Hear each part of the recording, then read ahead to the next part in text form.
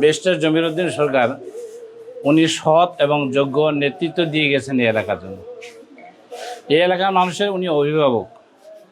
উনি যখনই ওই সৈয়দপুর থেকে ঢাকায় ভজমপুরে পঞ্চগড়ে পাড়ি দিতেন, যদি 15-20 জন বা 50 জন লোক সাথে দেখতেন, রাস্তার সাথে সাথে ড্রাইভারকে বলতেন যে ব্রেক করো, আমার এলাকার মানুষকে আমরা একটু দেখি। আসার সাথে সাথে মনে হয় যে মানুষটা আসার কথা আধা ঘন্টা, সেই মানুষটা এখানে পৌঁছে না হলেও 3-4 ঘন্টা 5 ঘন্টা বেশি সময় লাগে। বাসা আসার পরে সমস্ত মানুষকে বিদায় দিবে, তারপরে উনি খানা খেয়ে তারপরে ঘুমাবে।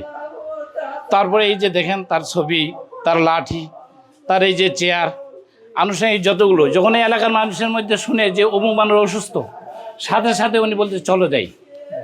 এবং এমন কোনো মানুষ নাই যে তার সাথে পরিচিত এবং বন্ধুত্ব সুলভ মনোভাব নিয়ে সে চলাফেরা করে নেই।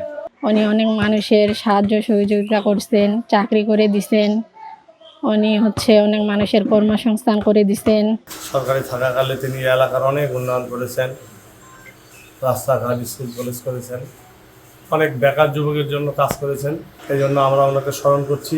তথা উনি ওনার গ্রাম, ওনার ভজনপুর জন্মভূমি তেঁতুলিয়া পঞ্চগড় অত্যন্ত ভালোবাসতেন, এই এলাকার মানুষকে ভালোবাসতেন। বাংলাদেশের একটা ইতিহাস আমরা আস্তে আস্তে চলে যাব। কাজেই আগামী দিনে আমরা যেন তার ভালো কর্মগুলা মেনে চলি এবং তার উপদেশ যে ছিল সেগুলো আমরা মেনে চলি, এবং এখানকার যে সংসদ সদস্য তার উত্তরসূরি, তার জ্যেষ্ঠ পুত্র ব্যারিস্টার নওশাদ জমির, আমি মনে করি তার বাবের অসমাপ্ত যেগুলো কাজ, যেগুলো চিন্তাধারা ছিল পঞ্চগড়ের উন্নয়নের জন্য, সেগুলা তিনি সুন্দরভাবে পরিচালনা করবেন। সুন্দরভাবে তার বর্ণাঢ্য রাজনৈতিক জীবন অতিবাহিত করেছেন।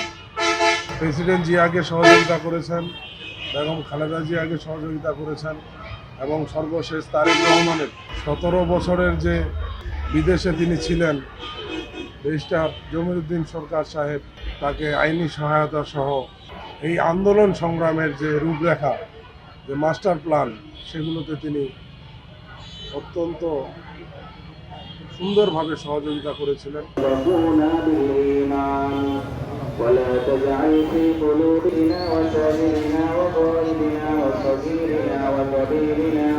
ফজরের সময় রব্বে কারীম ওনার জীবনের সমস্ত গুনাহ খাতাগুলো মাফ করে তো নির্মাণ করেছেন।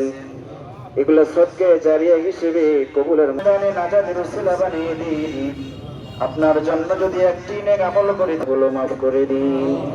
রব্বে কারীম যখন কবরস্থ করা হবে, রব্বে কারীম কবর হচ্ছে প্রথম মঞ্জিল, যদি এখানে সাকসেস হয়ে যায় একবারে গোটা জিন্দেগীর গুনাহ খাতাগুলো মাফ করে দিন। রব্বে কারীম যারা বেঁচে আছেন